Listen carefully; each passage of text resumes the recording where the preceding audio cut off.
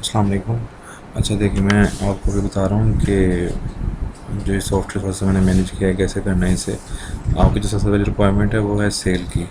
तो सेल करने से पहले आपको परचेज़ करना पड़ेगा। अभी जो कोई चीज़ आपने परचेज़ की है तो उसे प्रोडक्ट्स में जाके आपने ऐड करना है, सॉफ्टवेयर को बताना है कि आपके पास क्या क्या चीज़ें अवेलेबल है।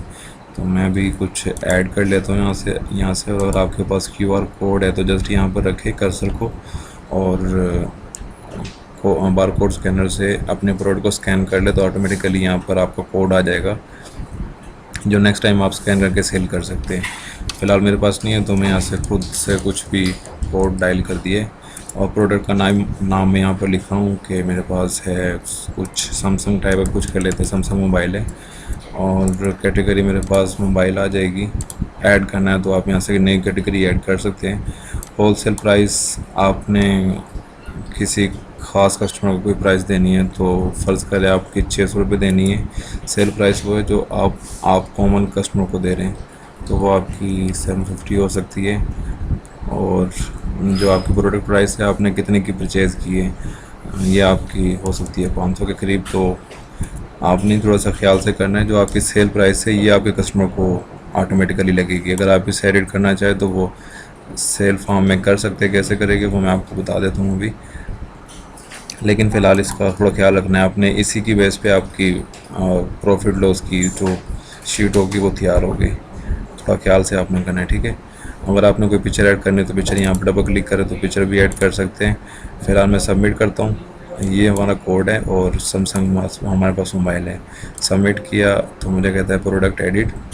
प्रोडक्ट जो आपकी ऐड हो चुकी है। Now visit inventory form. Inventory में जाके बताओ भी कि ये जो आपका सैमसंग का मोबाइल है ये कितनी क्वांटिटी में आपके पास अवेलेबल है। तो यहाँ से मैंने क्लोज़ किया, इन्वेंट्री में चले गए और यहाँ से जाके ये प्रोडक्ट्स की टेबल हमारे पास यहाँ पर आ रहे हैं। सैमसंग का मोबाइल हमने ऐड किया था तो यहाँ से मैंने इसे कॉपी किया कंट्रोल सी से, और add new stock. Product code को मैंने स्कैन किया तो ऑटोमेटिकली जैसे मैं टैब का बटन दबाऊंगा तो यहाँ पर सैमसंग का मोबाइल भी आ गया और कैटेगरी भी आ गई। एक्सपायरी डेट हमारी कुछ होगी नहीं, अगर आप कुछ देना भी चाहे तो मर्ज़ी आपकी, आप दे सकते हैं।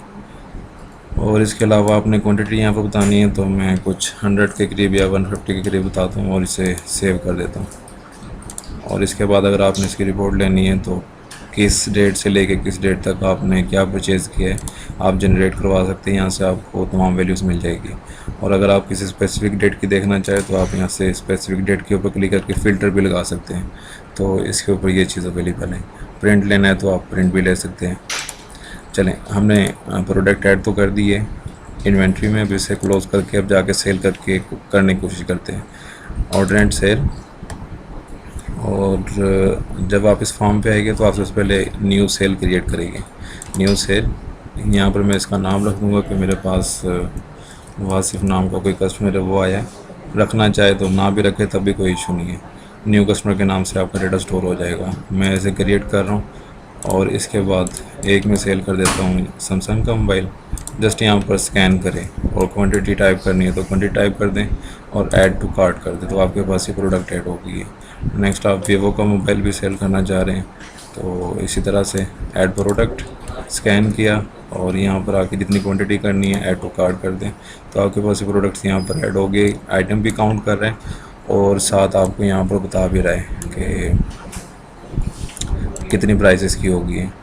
तो चलें, अभी फ़िलहाल मैं इतना ही करके फ़िलहाल जाते हैं यहाँ पर। और अगर आपने कोई प्राइस चेंज करनी है तो आप यहाँ से चेंज भी कर सकते हैं। लाइक यहाँ पर अभी 700 है तो 850 आप यहाँ से कर दें। आप चेंज करना चाह रहे तो चेंज आप कर सकते हैं। ऑटोमेटिकली यहाँ पर भी चेंज होएगा। गो टू पेमेंट करें और उसके बाद पेमेंट हमारी 2350 बनती है। अगर मैं यहाँ पर टाइप करूँ 2250 और चेक स्टेटस कर दूँ, रिफ़्रेश करूँ तो मेरे पास बताएगा कि आपकी जो पेमेंट है ना 100 रुपये कम है बैलेंस में। तो जब तक मैं पूरी पेमेंट नहीं लूँगा तब तक मुझे ये एरर ही देगा।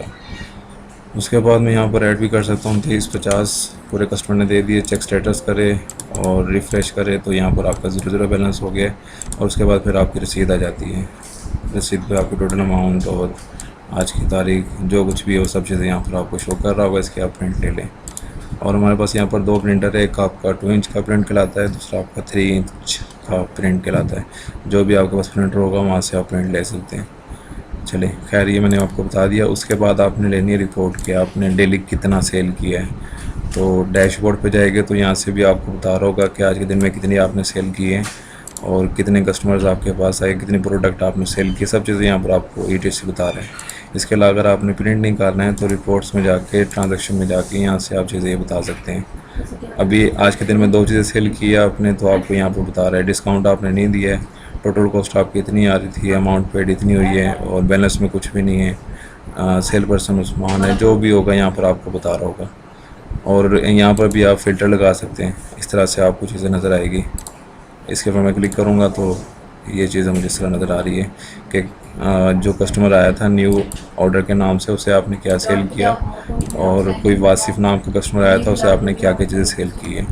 तो ये चीज़ें हमारे पास यहाँ पर अवेलेबल हो रही है। और इसके अलावा एक्सपेंसेस की आपने बात की थी, तो आपके पास इन्वेंट्री का भी आ रहा है। इन्वेंट्री की आपने रिपोर्ट लेनी है तो किस डेट से किस डेट तक आपने इन्वेंट्री की रिपोर्ट लेनी है, जनरेट करेंगे तो आपके पास अवेलेबल हो जाएगी।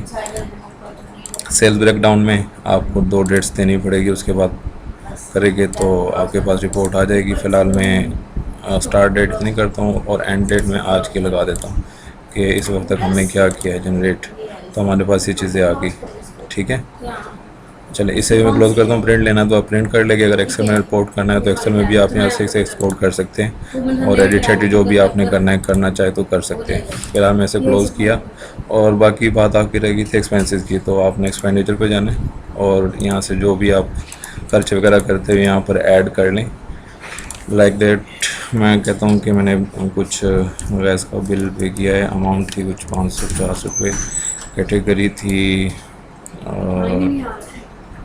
बिल कर देते हैं या इलेक्ट्रिसिटी कर दे, सैलरी जो भी करना है आपने, आप ऐड भी कर सकते हैं न्यूज़ को।